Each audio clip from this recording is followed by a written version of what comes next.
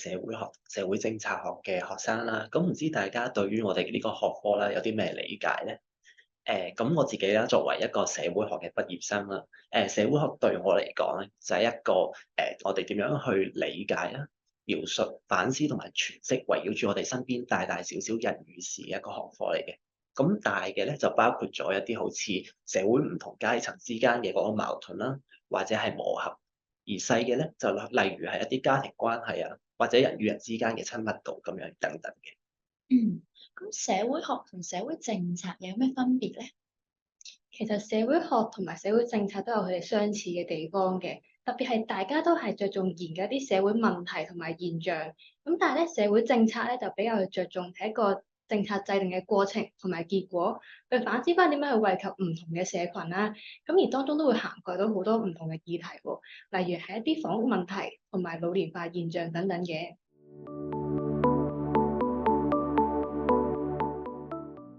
咁當中一個主修嘅必修科咧，係一個叫做社會老年學啦。咁我好記得咧，當時 Professor 問我哋對於長者同埋退休生活嘅想像係點樣咧？咁我哋嗰陣時都發現，原來我哋對於長者同埋退休呢件事咧，都有好重嘅一啲負面嘅刻板印象啦。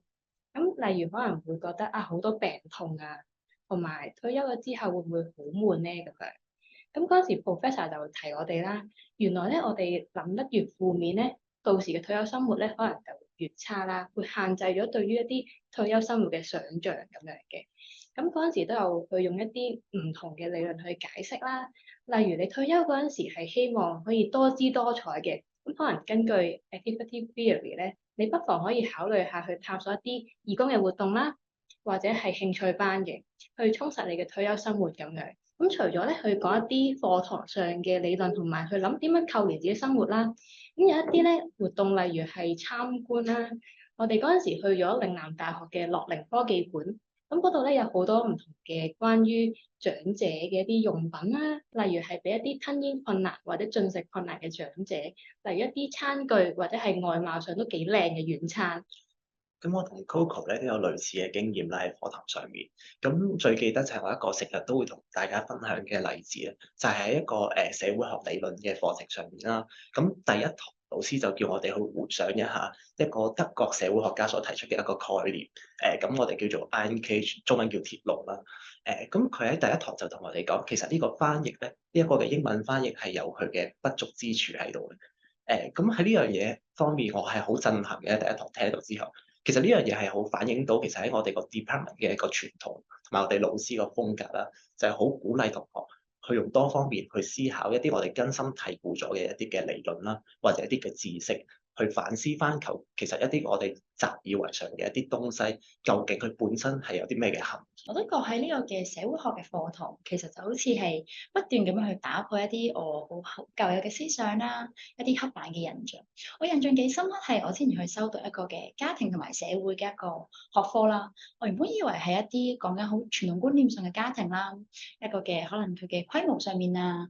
功能上面嘅嘢。咁但係當我真係去讀咗呢一科之後，我就發現佢講嘅內容其實係涵蓋嘅範圍好大好廣㗎。就好似佢只不過其中一個嘅小嘅零件啦，咁但係其實仲有好多其他嘅部分啦，其他嘅零件啦，都係同佢環環相扣嘅。例如當中有啲嘅女性嘅角色係點樣㗎啦，或者係同性婚姻啦，點樣話係呢個家庭嘅功能等等。我覺得佢好似都令我重新去審視翻我自己對於家庭同埋社會嘅一個認知嘅。而我覺得好似特別令我去印象深刻，或者我特別中意一個環節係，其實我嘅教授係邀請咗好多嘅嘉賓啦，嚟自唔同嘅機構咧，係為我哋去進行一啲嘅可能分享啊，或者係一啲演講啊等等。例如我記得當時佢去邀請咗呢個工商會嘅一個職員啦，去過嚟為我哋分享翻，其實喺香港都常有發生嘅一啲工傷案件啦，亦都係令我了解咗原來工傷其實對於一個家庭帶嚟嘅影響都係大嘅。而當中即係政府嘅一啲補償嘅機構啊、程序啊，又係咪足夠咧？係咪真係可以去幫到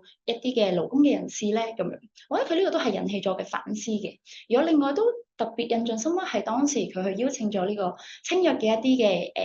工作者啦，咁去為我哋去進行一個分享啦。我覺得當時我係第一次去知道，原來喺香港係有一啲嘅機構係幫一啲嘅青少年嘅性工作者去了解佢哋嘅需要啦，提供一啲嘅幫助嘅，又或者係一啲年青媽媽，其實呢啲係我從來都唔會去接觸過嘅一啲案件啦。咁佢當時係直接揾咗一個嘅年輕媽媽去過嚟為我哋分享，其實佢喺呢個社會上面去面對嘅一啲困難啦、挑戰啦，又或者佢自己嘅一啲需要嘅。咁我覺得呢啲都係令我去即係親身地去接觸到，原來我喺社會學上面嘅一啲知識，唔係淨係喺呢個課堂上面咯，而係我真係喺我嘅社會啊、唔同嘅群體啊、唔同嘅一啲邊緣嘅個案當中，其實都可以係具有我自己一個好獨特嘅一個批判性去思考呢一啲嘅過程嘅。而我覺得其實喺學科上面好多嘅得着都係令我對於做研究啊，對於去研究唔同嘅課題咧、唔同嘅議題咧，都帶咗好多嘅興趣嘅。我記得當時其實我對於我啱啱接觸呢個社會學嘅時候，一直都對於自己係咪一個真係適合呢一個科目啊，或者係咪真係一個識得做研究呢樣嘢咧，係好有呢個嘅懷疑態度嘅。咁但係我記得當時即係 department 都去有一個嘅叫 sociology 同 social policy 嘅 award，咁佢當時就提供即係出嚟啦，咁我就嘗試抱咗試一試嘅心態，就係申請咗呢一個嘅 award 嘅。而我最後都估唔到，好似真係去俾咗佢呢個 award 俾我啦咁。我覺得對我嚟講係一個好大嘅 confirm 同埋一個好大嘅鼓勵咯。即係原來我自己都係可以透過唔同嘅研究方式啦，去做一個屬於我嘅研究，去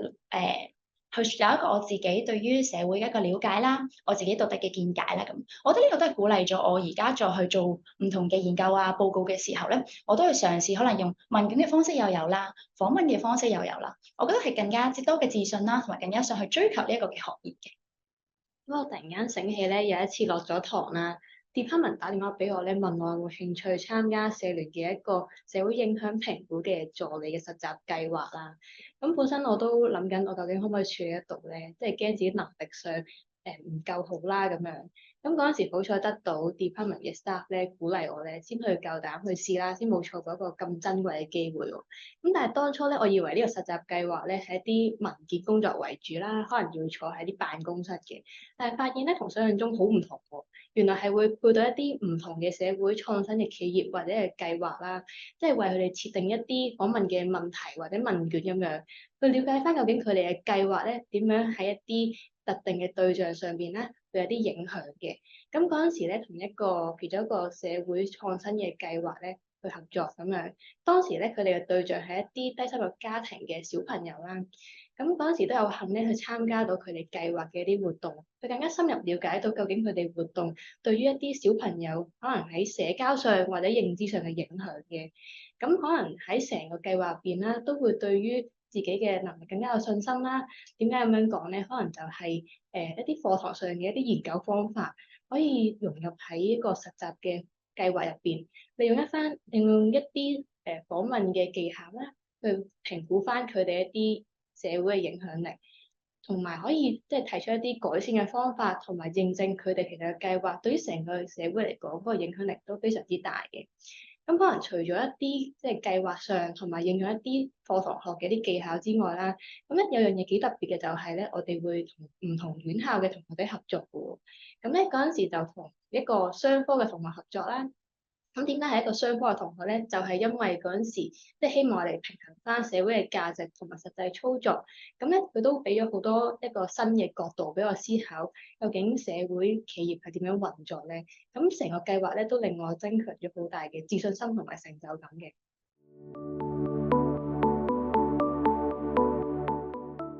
Coco 啦，同 Karina，咁我諗每一位老師都應該會對你哋有一定嘅認識嘅。咁其實呢一方面咧，特別係我哋嚟緊，因為我哋學校會有 academic advice 呢樣嘢啦，係會有好大嘅幫助嘅。咁喺我自己以前啦，其實 academic advisor 咧係由其他學系嘅老師負責嘅。咁但係而家就好似 Coco 同 Karina 你哋啦，係會由翻我哋自己學系嘅老師去做我哋嘅 advisor 嘅。咁呢一個方面咧，我覺得係會俾到我哋好相關嘅一啲嘅建議嘅。咁特別係就住我自己啦，一直以嚟對研究呢一方面好有興趣嘅。咁我自己以前雖然我嘅 advisor 唔係我哋嘅系啦，咁我都會特登去揾翻我哋以前嘅老師去問翻佢哋嘅建議。咁我諗呢啲嘅機會唔係話人人都會有，咁我覺得呢方面係相信會對我哋係好有幫助嘅。我都覺得呢個唔同真係對學生有好大嘅幫助，因為我可能比較唔同啲啦。我當時其實對於未來嘅一啲職業導向啊、路向啊等等都好迷茫嘅，可能有諗過去做一啲新聞媒體啦，有諗過社工啦，又或者係可能繼續求學啦等。咁我當時就同我嘅 academic advisor 去見過一次面嘅，咁佢都有一啲好實際嘅層面啦，去同我討論到呢一個唔同行業嘅前景啦，一啲就業機會啊，以及薪金啊等等。咁我呢啲方面咧，其實都對我有好大嘅幫助啦，亦都係令我清晰咗好多嘅。department 都有 send 過一封 email 啦，去邀請我去參加呢個學系嘅一個會議嘅。咁我覺得我自己都冇諗過，原來我係可以代表學生啦，去發表一啲嘅意見啦，去表達翻我哋自己學生嘅一啲嘅需要嘅。咁我覺得呢個位其實我係好見到，即係 department 係好關心緊我哋嘅一啲好實際嘅需要啦，同埋我哋學生嘅一啲嘅發展嘅。咁我當時都有提出過就係可能對於學校嘅一啲實習計劃啦，希望有更加多嘅機會而唔單止淨係喺呢個嘅假期入邊啦，可能會唔會平日嘅時候，或者係一啲比較短期嘅一啲實習計劃，都可以有更加多嘅呢啲機會去提供到出嚟咯。咁當時都收到一啲好直接嘅回應嘅，就係佢哋都會去嘗試去考慮呢樣嘢嘅可行性啦，嘗試真係直接去揾唔同嘅機構啦，俾學生去積累到更加多嘅經驗啦。咁我覺得喺呢啲方面對學生嘅幫助同埋就業前景都有好大嘅一個支持嘅。另外，department 都有 send email 咧，揾學生去幫手做一啲 conference 嘅 helper 啦。咁嗰陣時就係一個香港社會學嘅 conference 咧，會喺嶺南大學嗰度咧搞一個活動咁樣。咁當時咧我都係唔係好清楚係咩嚟啦。咁原來係一班即係國際啦、本地混雜嘅學者咧，會嚟到去講解佢一啲研究嘅，同時都會有一啲研究生同博士生咧去展示佢啲研究成果。嗰時都非常之大開眼界啦。即係見到佢哋對於研究非常之有熱誠，都深深感染到我嘅，都令到我可能想將研究放入喺自己嘅個人生涯規劃入邊。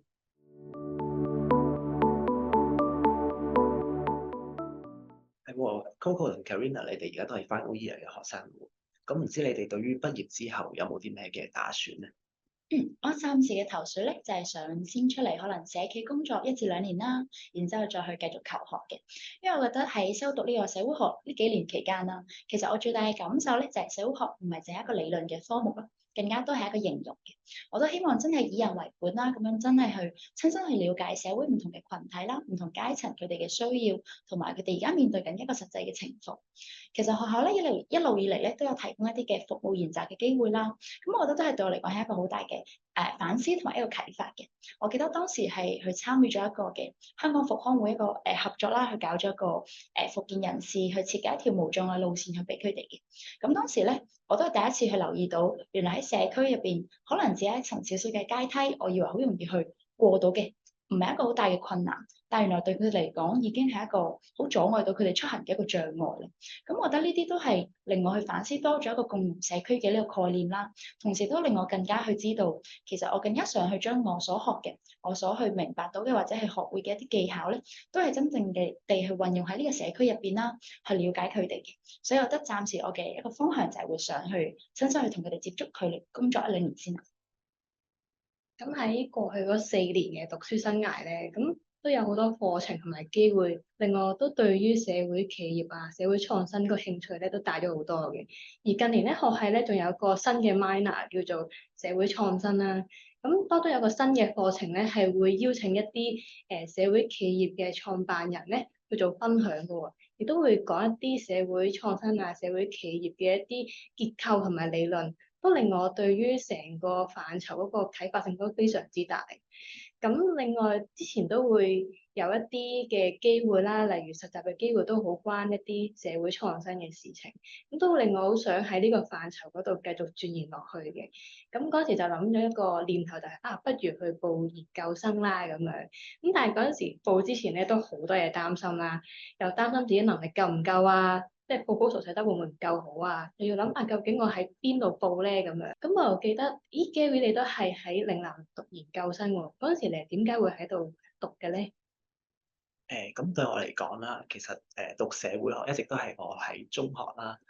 嘅一個目標同埋一個夢想嚟嘅。咁入到嚟嶺南嘅社會學啦，更加係超越咗我個想像嘅。特別係就於我哋對於社會學嘅唔同面向啦，就例如好似係我哋有咩方法去理解唔同文化傳統啦，又或者自我嘅形成、社會之間嘅關係啊，或者我哋要點樣去運用唔同嘅社會學嘅角度或者理論，去切入唔同嘅社會議題等等，咁但係同時我亦都好希望會有一個機會去繼續去探索理論嘅可行性或者可能性，因為我哋嶺南對於社會學嘅理論方面咧係有好大嘅一個傳統，就係會將佢變成生活化啦，同埋一個好好嘅重視。同時間我哋亦都混雜咗好多權威嘅學者嘅。咁我覺得自己如果可以喺嶺南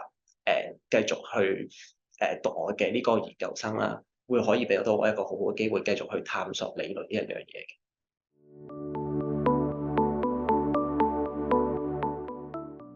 咁 Gary，你作為呢度嘅畢業生，同時咧又係呢度嘅新老師喎，你覺得有兩者有咩分別咧？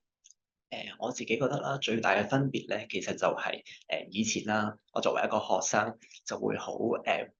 主動地去同老師去溝通啦，或者問佢哋嘅問題咁樣嘅。咁而家調轉咗作為一個老師嘅身份啦，就會變咗係我去點樣同同學去討論啦，或者俾一啲嘅實質嘅建議佢哋。咁講到呢一方面啦，其實我哋今年我哋個 department 咧，亦都開始咗一個新嘅 section，叫做